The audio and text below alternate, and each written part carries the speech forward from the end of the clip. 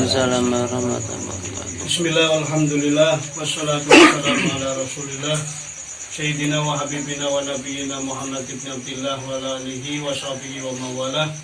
La haula wa la quwata illa billah ma ba'd. Dumateng sedaya para bapak ingkang kawula hormati, ingkang mugi-mugi tetap dalam rahmat Allah Subhanahu wa taala. Amin. Dan mudah-mudahan kula panjenengan sedaya tansah dados umatipun Kanjeng Nabi ingkang ngabekti lan ingkang pantes angsal sapatipun Kanjeng Nabi Muhammad sallallahu alaihi wasallam. Amin. Amin. Para bapak sedaya ingkang kawula hormati, iki saya hanya akan membawakan sebuah cerita. Jadi zaman dulu hampir semua kita insya Allah kan sudah menjadi orang tua. Jadi kita punya kewajiban di samping menyelamatkan diri kita, juga menyelamatkan keluarga kita, kemudian menyelamatkan lingkungan kita. Di dalam Al-Quran jelas bahwa diperintahkan paling pertama kali awake dhewe dulu, awake dhewe, setelah awake dhewe kemudian ojo ado-ado sik keluargane dibentuk supaya bagaimana supaya mereka bisa bersama-sama kita untuk mencapai surga bersama-sama, kan gitu. Nah, awake dhewe isone sangene yo ndak apa-apa. Kemudian keluarga kita ajak bersama-sama. Jadi enggak harus ibadahnya sangat luar biasa, enggak harus. Ngene ibadah podo dhuwur kabeh apik kabeh yang kok carane surgane kebak, nerakane ora ono ngene. Tapi yang jelas kita marilah berusaha untuk bisa senantiasa mendekat kepada Allah dengan kekuatan kita. Terus Imam Junaid Al-Baghdadi niku nate ngendika, Imam Junaid niku termasuk salah satu tokoh periode tabi'in. Jadi beliau hidup sekitar tahun 290-an Hijriah. Jadi masih dalam periode tabi'in. Periode di mana kita harus mengikuti karena Rasulullah mengatakan itu adalah periode-periode terbaik. Nah, Imam Junaid Al-Baghdadi di dalam konsensus kesepakatan ahli sunnah wal jamaah termasuk di antara imam-imam tasawuf yang harus diikuti. Ahli sunnah wal jamaah kan dalam tasawuf mengikuti Imam Junaid Al-Baghdadi, Imam Al-Ghazali, nah termasuk salah satunya.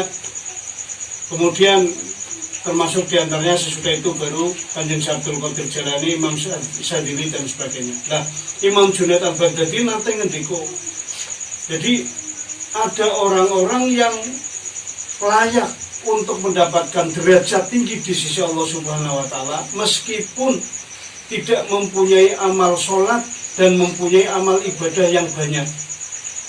Ada orang-orang yang layak mencapai kedudukan tinggi di sisi Allah Subhanahu wa taala meskipun mereka tidak mempunyai ibadah termasuk sholat dan lain-lain yang menyolok yang banyak. Tapi yang jelas sholat 5 waktu ya tetap kan ngono. Tapi biasa-biasa tok ngono. Itu bisa mencapai derajat yang tinggi salah satunya ketika orang itu mempunyai 4 martabat, ketika orang itu mempunyai 4 karakter. Yang pertama, orang itu mempunyai kelembutan hati. Jadi kelembutan hati niku nek cara saiki orangnya apa ya, gampang terenyuh, gampang nangis, ora atos. Ada suatu cerita. Jadi orang yang mempunyai ini salah satunya hatinya lembut, itu insya Allah meskipun dia ibadahnya tidak begitu tinggi, tetapi yang wajib-wajib tidak ditinggalkan loh, jelas loh. Itu dia layak untuk mendapatkan derajat tinggi. Tinggal Allah Subhanahu wa taala menghendaki atau tidak, ada ruangan atau ada lowongan atau tidak, kan gitu. Ada satu cerita Syekh di Jakarta. Jadi ini cerita zaman sekarang ini. Jadi pengusaha kaya ini berguru kepada salah satu mursyid thariqah di Tangerang di Jakarta.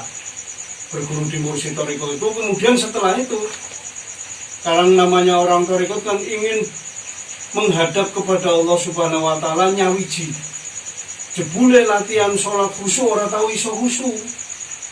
Bertahun-tahun latihan khusyuk ora tahu iso khusyuk, sampai akhirnya memberanikan diri bertanya kepada bapak guru mursyidnya, Pak Guru, aku ini kok pengen sholat khusyuk kok tidak bisa khusyuk. Oh, lah itu memang nek urung iso khusyuk ora usah dikhusyuk-khusyuke. Kowe mlaku dhewe karo nganteng-nganteng ki atimu dhewe kok khusyuk kita kok dhewe. Nek kowe Pak pengen khusyuk ayo melu aku. Nah, terus diajak dari guru mursyidnya itu jalan-jalan sampai akhirnya ke bawah jembatan.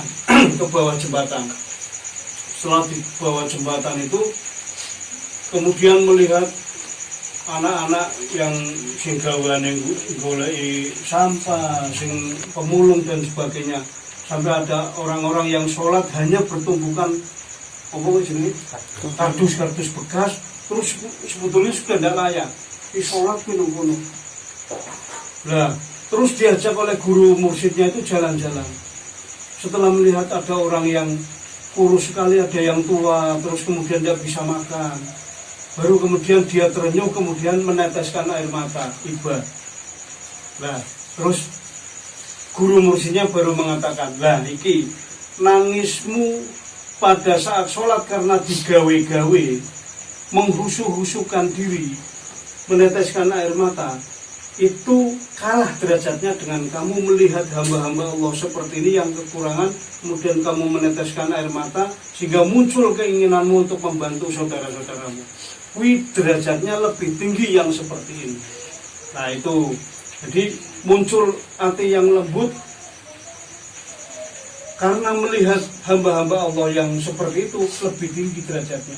Nah itu makanya Imam Junaid al-Baghdadi mengatakan ada 4. Tapi karena 7 menit ini tidak kelihatannya tidak. Nanti di besok lagi nanti akan kita uraikan. Atau kalau tidak nanti pas nanti rekaman khusus. Ini hanya satu.